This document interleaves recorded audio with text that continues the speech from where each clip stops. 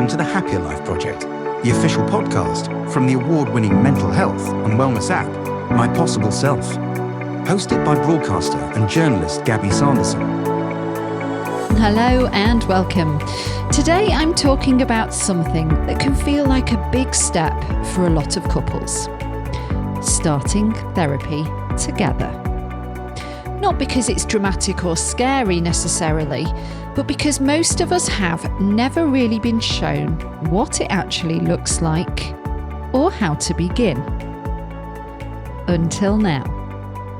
Here's something that might surprise you. Couples therapy is still really underused. In the UK, only about 1 in 10 people have ever tried it. And many couples wait 4 to 6 years after problems arise before reaching out for help. That's 4 to 6 years of your life feeling stuck, misunderstood, or disconnected. But there's a hopeful side to this. When couples do go to therapy together, and when they genuinely engage with the process, around 70% report significant improvement. That tells us something important. Therapy isn't a sign that a relationship is failing. It's a sign that two people care enough to try something different. So in this episode, I wanted to demystify the whole experience. What actually happens in a couples therapy session? Why do couples get stuck in the same painful patterns? And how do you even begin the conversation when things feel tense or uncertain? Or when one partner feels reluctant, distant, overwhelmed, or already resigned to defeat? To help us unpack all of this, I'm joined by Jo Watson from Tandem Therapy, a relationship psychotherapist and family mediator who specialises in couples therapy, communication difficulties, intimacy, attachment, and relationship breakdown. Jo has a warm, grounded, down-to-earth way of helping people feel safe enough to talk about the things they've been avoiding for years. Drawing on her experience as both a psychotherapist and mediator, Jo supports couples in navigating conflict more constructively, rebuilding trust, strengthening emotional intimacy, and developing healthier relationship patterns. So friends, please do join us as we explore the realities of couples therapy, the common misconceptions, the communication habits that make the biggest difference, and what it really takes to nurture a long-term relationship. Whether you're in a relationship and thinking about therapy, or simply curious about how couples repair and reconnect, this episode will give you clarity, reassurance, and a really honest look at what healing together can feel like. So, ready to find a healthier, happier you? Let's get started.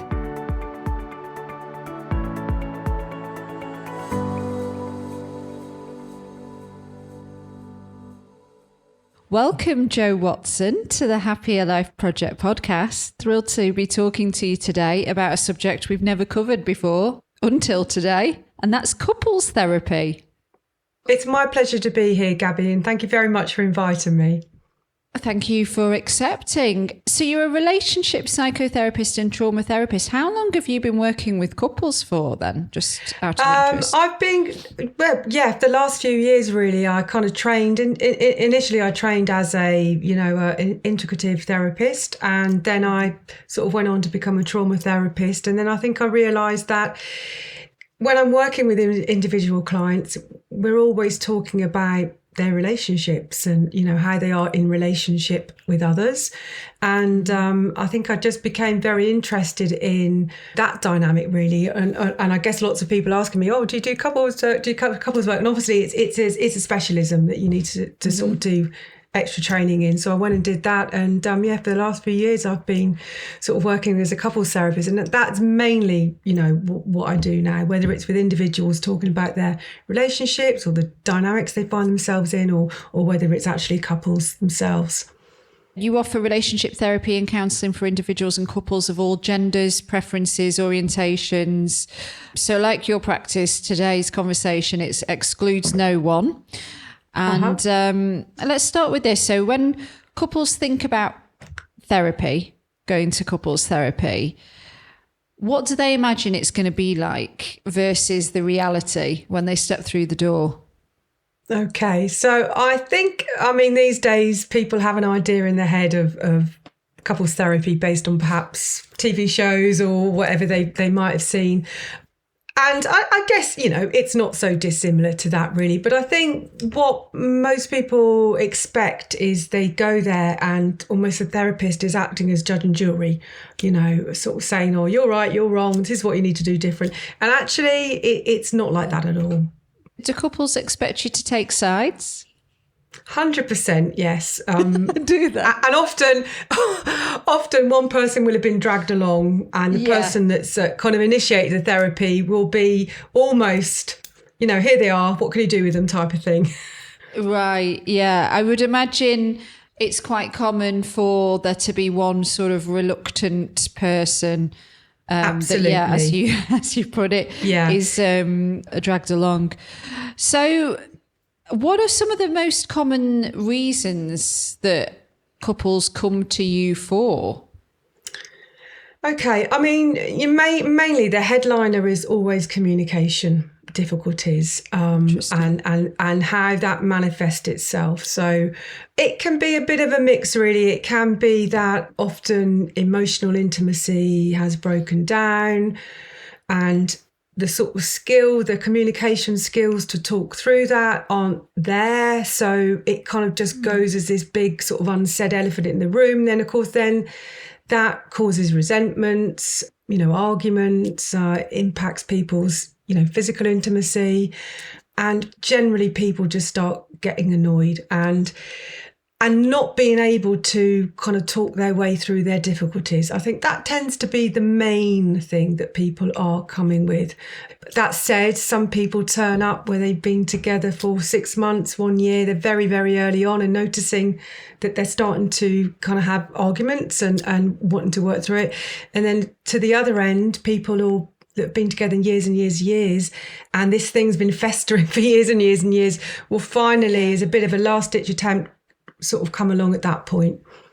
Yeah, that's quite insightful that that some couples after only 6 months would think about going to see a therapist. I guess, if we talk about some of the misconceptions of couples therapy, I would imagine that a lot of couples, it's like a last-ditch resort, like they just can't seem to get through to each. I just couldn't help actually, but going back to what you said about communication being the main problem, it's really interesting that with a lot of people that have been together a long time, you would think that almost they would know everything about each other and they would be able to say whatever they like to each other. So why do you think that isn't the case?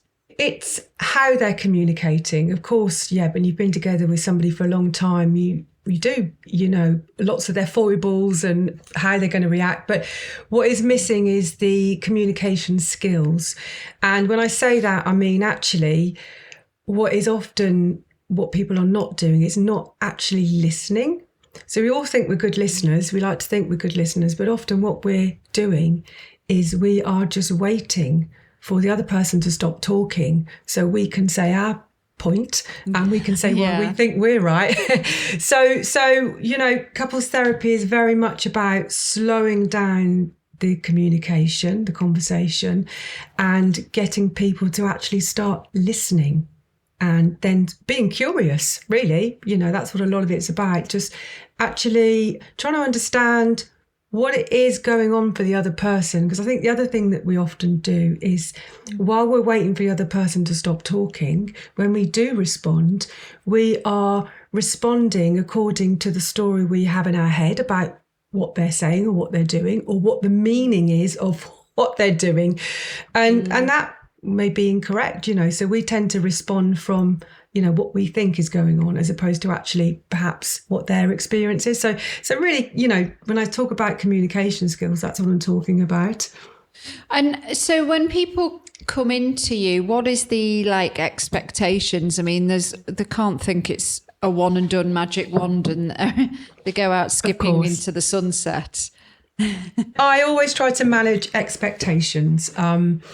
And it tends to be easier where people are coming in when they haven't been together so long because, they're all quite fresh and perhaps they've had their own personal therapy and they're open to working on their relationship as they do perhaps themselves. It's harder when people are kind of a bit bogged down. But, one thing I will say, which is really, really important, is that this sense of we are working on the relationship. We're not here to kind of tell the other person what they're doing wrong. We are there almost imagining the relationship is in the middle of the three of us, okay? And each of the clients are kind of figuring out what their part is in the dynamics that they're having difficulty with. And then for them to take ownership, okay, and start thinking about ways that they can perhaps do it differently, that's kind of going to give them a different kind of result as opposed to kind of going round and round in these sort of circular arguments that people tend to. So that's really what we're doing. That's not often what they expect. They expect to be often, the other person's doing this. And they may well be, that may well be the case, but we're not here to sort of blame and shame. We're here to, kind of look collectively, I guess, collaboratively at the relationship and figure out what's the work. And actually, most of the work happens outside of the session. We just have a session, we talk about stuff and it's for people to go away and to work on it and to start practicing different ways, I guess. If one partner is very shut down, then that must make things quite challenging for you. But I could imagine that does happen, especially if they've been forced there and maybe in their mind they're like going through the motions a little bit, but they've already come to whatever conclusion they've come to. What do you do in cases like that? That sadly, Gabby, is sometimes something that happens, that people are just there and perhaps they thought this is done, this is finished. And that will be the outcome if somebody is not invested in the work. The work won't happen because one person can't fix it. It needs two people. So that, that's sadness. And I think sometimes then the work becomes, how can you have a better ending? Because endings are really important as well, aren't they? They're just as important as beginnings. And, sometimes that's what the work becomes. Yeah, especially if you've merged a life together and if you've got children as well, and then it does get quite murky. So people go to couples therapy sometimes to help uncoupling. Yes, yeah, absolutely. For anybody listening that maybe is in a relationship and, having some problems but thinking, oh, well, everybody has problems. When is a good time to start considering going to see a couples therapist? I mean, I guess I would say as soon as possible, but, I would say that, wouldn't I? I'm a couples therapist. When you notice that you are having a repeated argument, because there's obviously something that's getting stuck. You're not able to sort of resolve it yourself. So, often then it can be quite helpful to have somebody kind of come and look, almost, looking at the relationship, looking at the dynamic, looking at the argument and seeing what is going on. Sometimes if there's been some sort of big rupture, i.e., someone's, been betrayed or lied to or something like that, that's a real sort of crisis point. That also it can be helpful to have somebody, that's neutral, that's kind of offering a safe space to kind of have those, some of those difficult conversations, I guess. Is it always about control? with couples, like if they feel like they're losing control, one partner, or trying to gain some control? It can be sometimes, I think, this sort of the balance of who has the power, who has control. But I would say it's not always the case. I mean, you see that more often where there is some sort of a bit of an abusive relationship going on. You'll see this sort of sort of pattern going on of who has the power. But I wouldn't say it's always about that, to be honest with you. I think often people just get stuck. They're like, oh my God, here we go again. We just, having the same argument. And it's like this pattern that they can't get out of. So part of our job really is to sort of start figuring out what that pattern is and try and find alternative ways of working through it. Yeah. What if, because we are part of a mental health and wellness app, like what if somebody is struggling with their mental health? I mean, that really takes its toll on the partner as well, doesn't it? And then that becomes almost like the third party, I'm sure, in the relationship too. Like how do you navigate situations like that? I mean, it can be quite tricky. So, if somebody's experiencing sort of going through a depressive episode or having, sort of lots of anxiety, that of course has an impact on the relationship. And you're absolutely right. It's almost like having a third in the relationship because, you're kind of dealing with that too. Sometimes if it's the case that somebody is sort of really struggling, I may well say, okay, well, perhaps we need to pause therapy sessions. Perhaps you guys sort of go off and do some of your own individual work and then come back.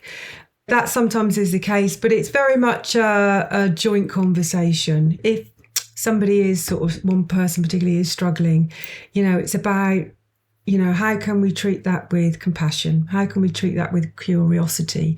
What is the reason it's showing up in the relationship? So it's about, I guess, being curious about it really, but also being very compassionate and kind.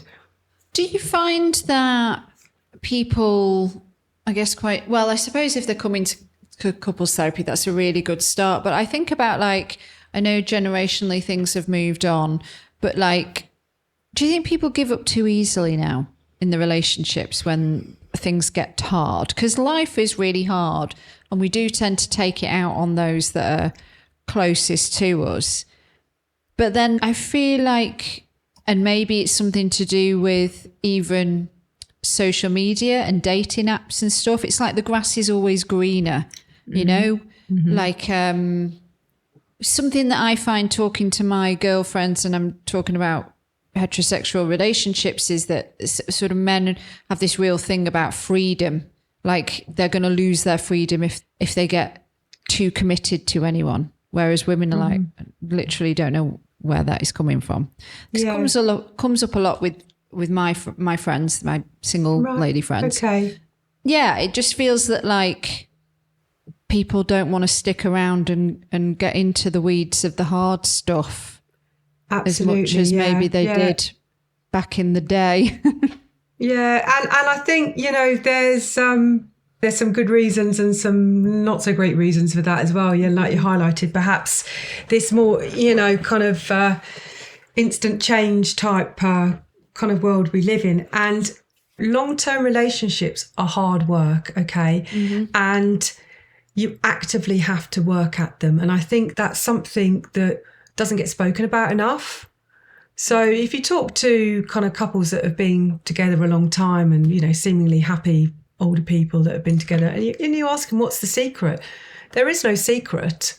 They've worked at it, right? Mm. They have had good times. They've had bad times, but they have sort of weathered the storm.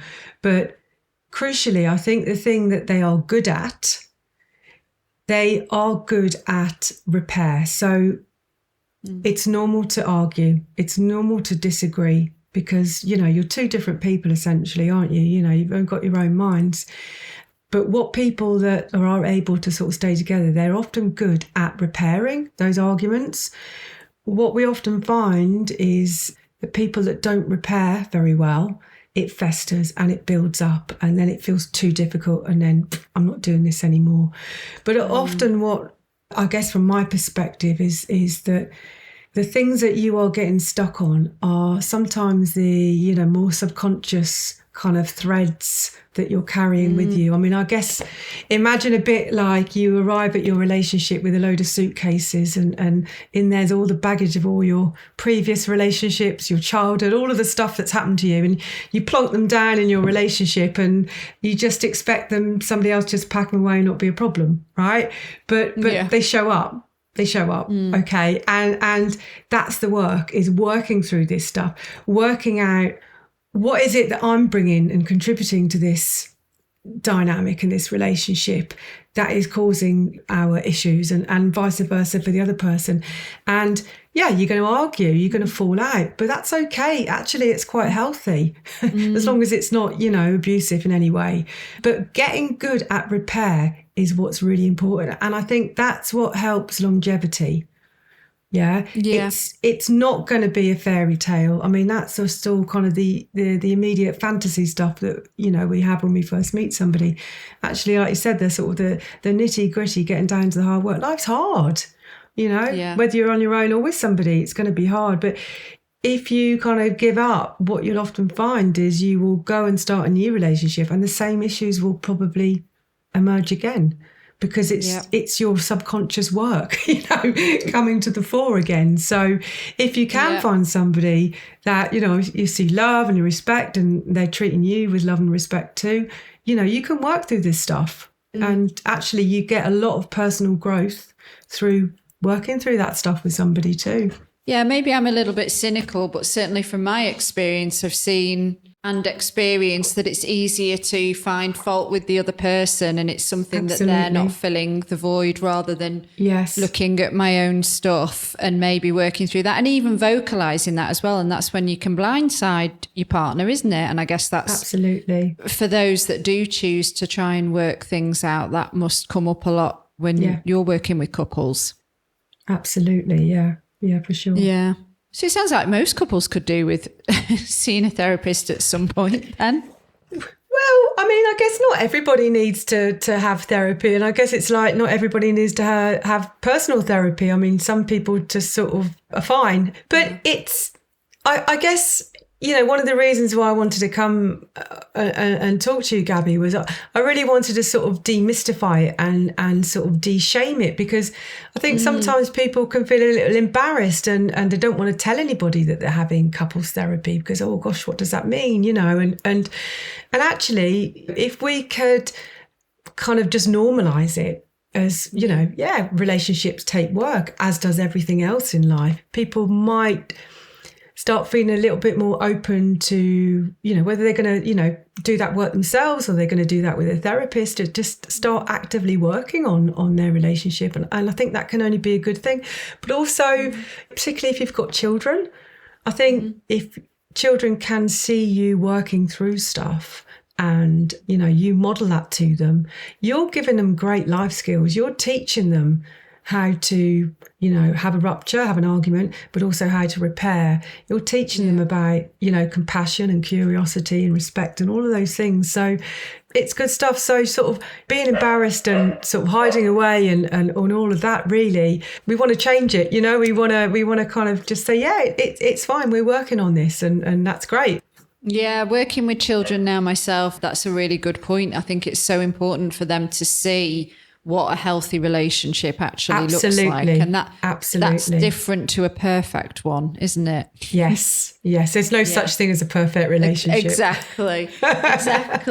So, well, I'm curious then, because if you're an individual going to therapy, there's different modalities. There's different, EMDR, talk therapy, CBT, what we've covered a lot on the pod. When a couple is coming in to see a therapist, is it basically mainly talk therapy, or are there other things that you can do alongside or instead of? Yeah, I think, that tends to be how I work. That said, I will draw on sort of various different modalities because that's how I've been trained. Some people might want to sort of work in a sort of pure modality, but I tend to kind of offer a more bespoke approach, because I don't feel like one size fits all. Sometimes you can get people up, you can get people drawing, but that's not for everybody. It just depends on the people, really. It really does. But a lot of it is talking, a lot of it is skills practice, that sort of thing. I think the difference between personal therapy and couples therapy is that as a therapist in couples therapy, I'm a little bit more directive. I'm a little bit kind of, let's do some skills, let's do some practice, because there's stuff to learn as well, alongside the reflecting. Whereas I guess personal therapy tends to be a little bit more passive. Okay. When we're talking about emotional disconnection, how does it sort of creep in to a relationship? What are some of the early signs that we should be mindful of? Okay, so it's pretty insidious, and I think it creeps up on people and they don't really realise. Okay, I think it starts probably after a few years of the kids might come along and you're all tired and everybody's a bit stressed out, or, you stop checking in so much with each other. You stop, when you come in from work, giving your partner a kiss and saying, hi, how's your day? You stop those little moments of connection. I call them micro moments. And it often goes alongside kind of unrepaired ruptures. So, you might have had an argument, didn't really get resolved, but you decided to stop talking about it. So that space then gets filled with those little kind of moments of disconnection, and it creeps up on you. As I said, it's just taking care of the little things, like saying hello, goodbye, making sure you hug, making sure you check in, making sure you prioritize each other, whether you've got kids or not. All of these things are really important to kind of keep going, and they're hard. It's easy to just stop doing those things after a while, isn't it? Because we get so familiar with each other. But the emotional connection, it is often kind of follows quite closely behind sort of resentment building, I find. So that's why I'm always banging on about this sense of, repair and good communication skills, because you can pretty much talk your way through most things if you've got those skills in place. Do you think there's a bit too much emphasis on the spark? Do you think this is another kind of cut and run excuse for some couples? This, like, everybody wants the kind of loved up excitement of those early days of the relationship, and then life happens and you do get more comfortable with each other. This whole thing of the spark, where are you on that? Well, I'm going to sound incredibly unromantic now. Okay. Because, the spark is wonderful, but it's always temporary, because essentially it is a rush of hormones, okay, and it's a lot of projections, and it's the most wonderful feeling, isn't it, when you fall in love with somebody, but it never ever lasts. And if you want to spend your life chasing that spark, that's fine, that's absolutely no problem with that whatsoever. But if you expect that spark to stay at the same intensity as what it was when you first met, I think that's where people trip up, because it actually won't. You can't physically sustain it. And I think this is why emotional intimacy is really important, because that is so if you imagine a relationship will go up and it will have its ups and downs and whatever. But that sort of thread that carries you through is that emotional connection, that intimacy that you have, that friendship, that respect. They're the things that carry you through. And I know that doesn't sound as exciting as that spark, that rush that you get when you fall in love. But if you want a long-term relationship, I think you have to be a little bit realistic. But, that said, I sound like a bit of a cynic in some ways, but you deepen your relationship in many other ways, don't you? From, having that long-term connection with that person and that friendship that you develop between you, and that respect. And I think that's what carries you through. But I think people can recreate that spark, but it won't ever be as intense as it was when you initially met. But, certainly things like you can be aware of each other's love languages. how do you give love and how do you feel loved is really important. And if you know that about your partner, you can make sure that you do that, because that's going to help them feel loved, and that's going to sort of keep that spark and that, that little bit of kindling going for you, making time for each other, even though, life's tough, prioritizing each other and making sure you keep some of your energy in the relationship as opposed to kind of elsewhere. And I think as well, sometimes if you've been used to partners where maybe it's been quite chaotic and that sort of being in fight or flight mode, when you do meet somebody who it's not like that with, that can almost be seen as, oh, the spark's not there. Yes. This is kind of boring because they're calm and I'm not on edge.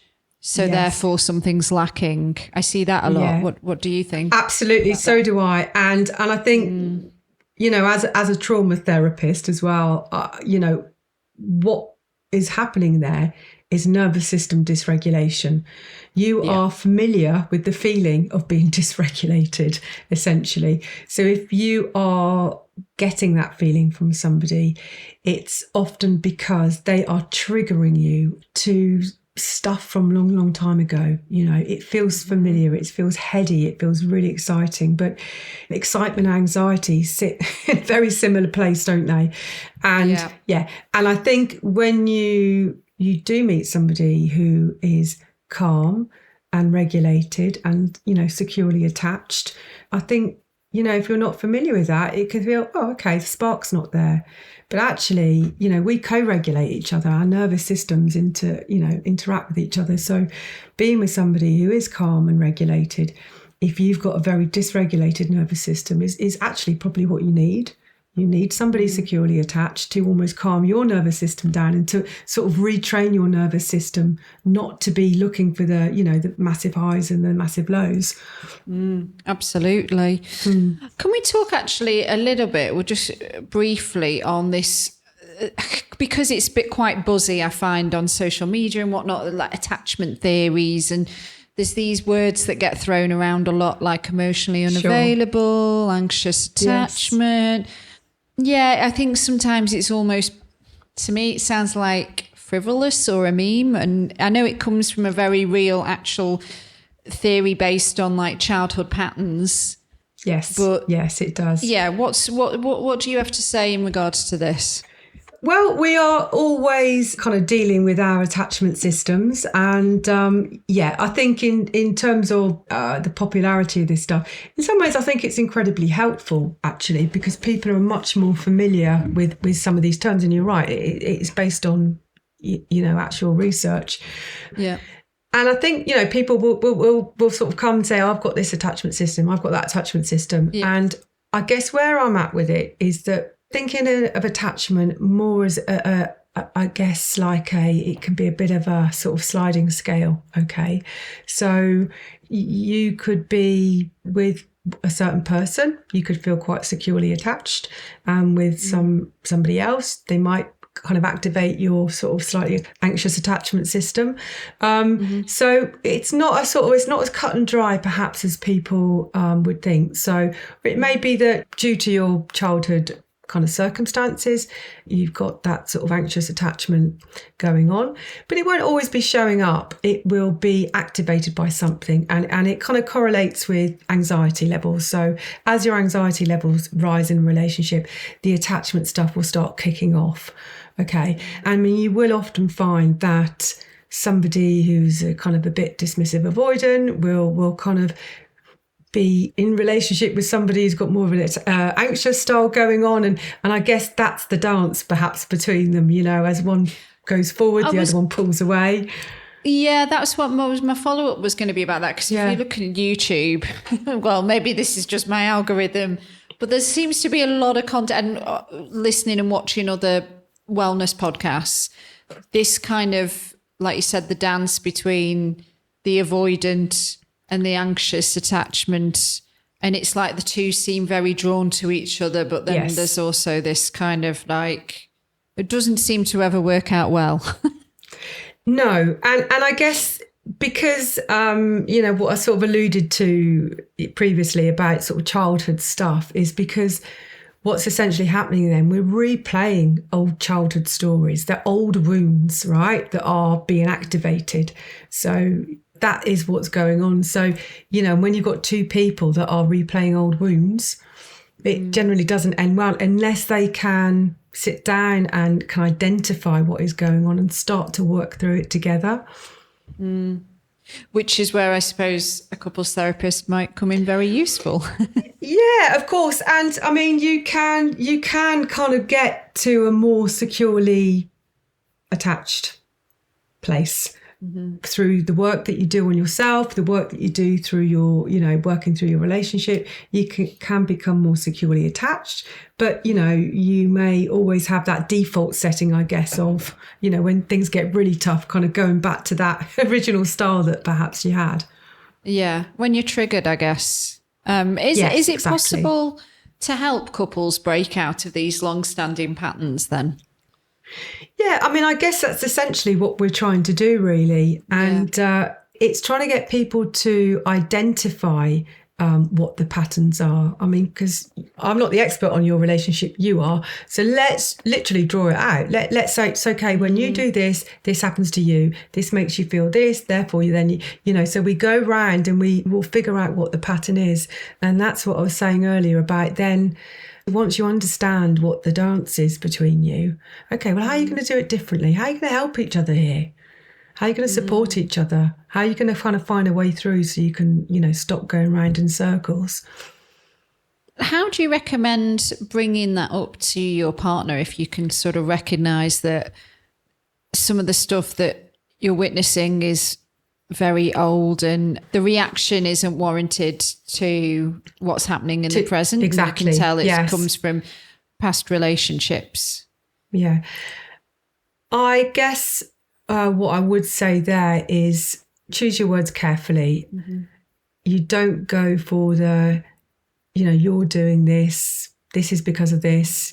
It's very much using I statements. Okay, I'm just noticing that I'm feeling, almost asking yourself when your partner says, I don't know, whatever the thing may be, you always do this, you always do that.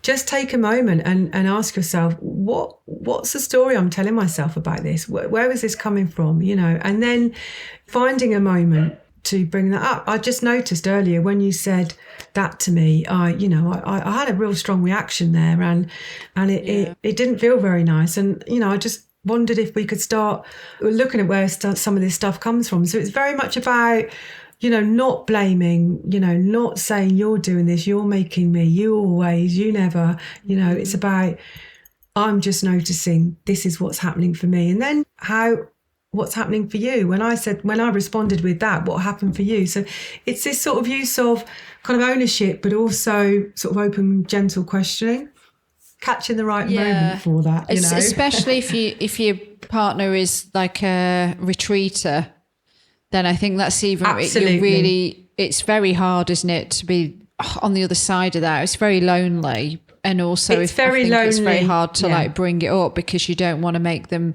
retreat even further.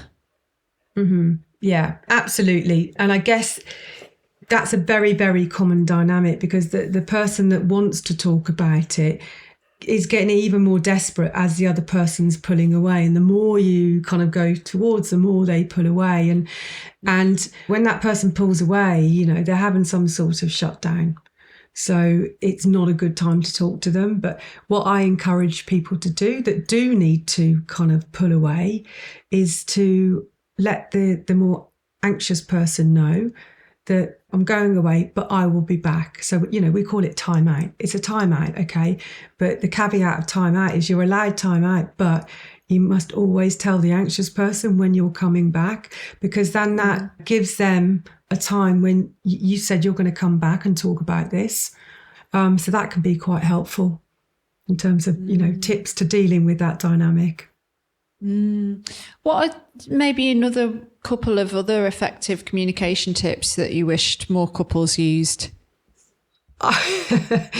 I'm really sort of into this, sense of actively listening. So when I say actively listening, I'm referring to that, not waiting to just say your piece.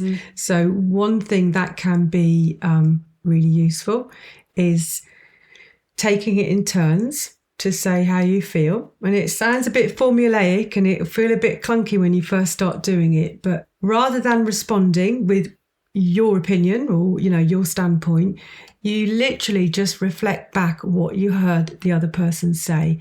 Now, I'll always say, that doesn't mean to say you agree with them. You don't have to agree with them. But what you're saying is literally, okay, I just heard you say that, blah, blah, blah, blah, blah. That can be really helpful because that then allows the person who spoke to actually feel heard.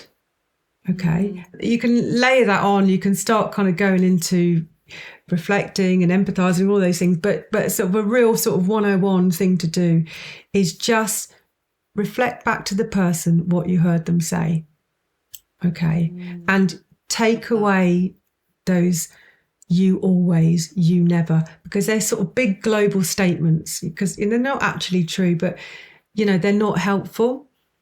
Because the other person that's on the end of that kind of starts to feel attacked and they will often sort of start getting defensive and then even into the back and forth again. So, yeah. What tends to change first, the behaviour or understanding? I think the understanding tends to come first. People have sort of aha moments, because behaviour actually is more difficult to change, I think, because you have to keep practicing. And this is where the sort of work outside of the session comes from. So the understanding will come perhaps in the session. The behaviour change comes from practicing outside of the session. And the more you practice something, the better you get at it. So I guess I would say that way around.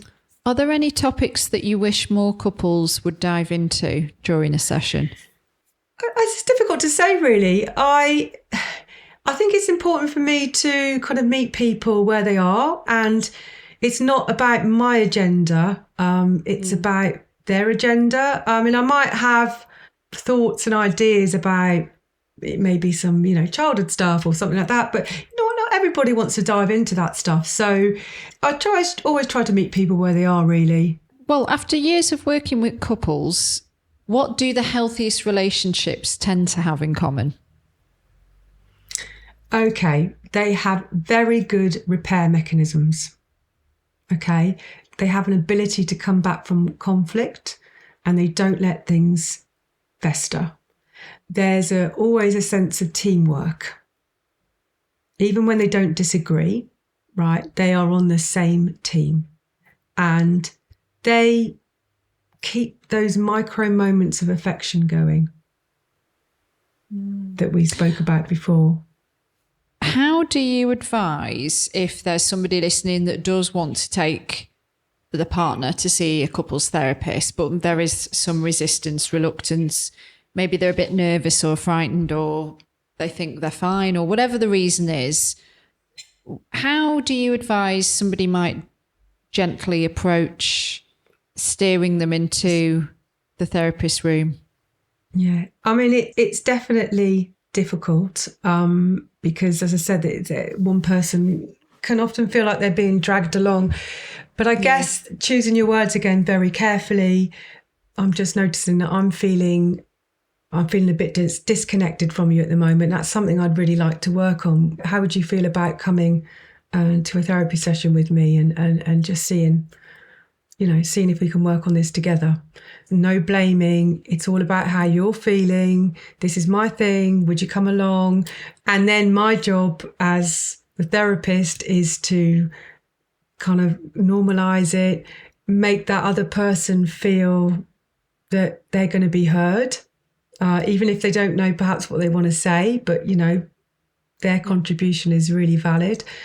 It can often take a long time. I mean, I've had, examples of people have taken years to get their partner to come along and that's really sad, really. But it feels scary because I think, sometimes if your partner is saying to you, I think we need therapy, what is that really saying?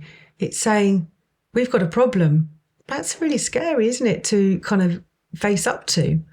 I guess that's why it's so hard sometimes for, people to come along. That's why I kind of really into this. Let's normalize working on our relationships, because they're hard and they require work and they need updating.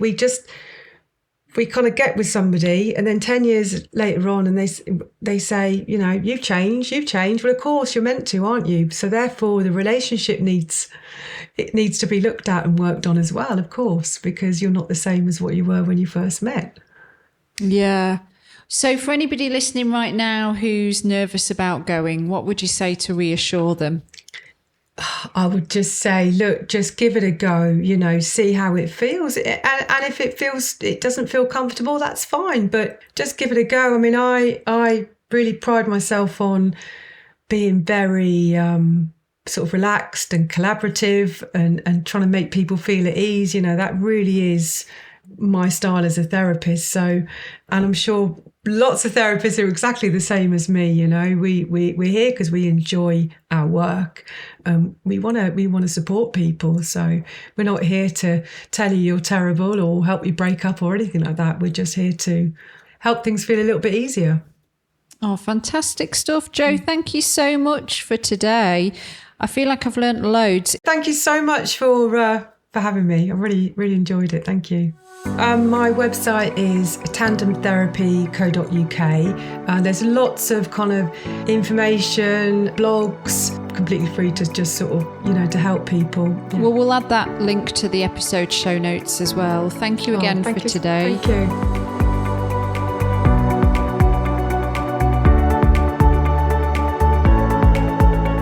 Hello friends, it's Gabby back with you. If you are suffering with your mental health, there is a crisis button on the My Possible Self app, which will signpost you to the correct information for immediate expert advice. Those of you who are listening on one of the podcast platforms, the My Possible Self app is completely free to download. You can access all of the content, so you don't need to worry about it costing you anything. If you found this episode helpful, please do subscribe and leave a review and share it with your friends. And to find and follow us on social media, we are most active on Instagram, and you can find us at My Possible Self. And I've been at Radio Gabby. Until the next one, do take care. Bye for now.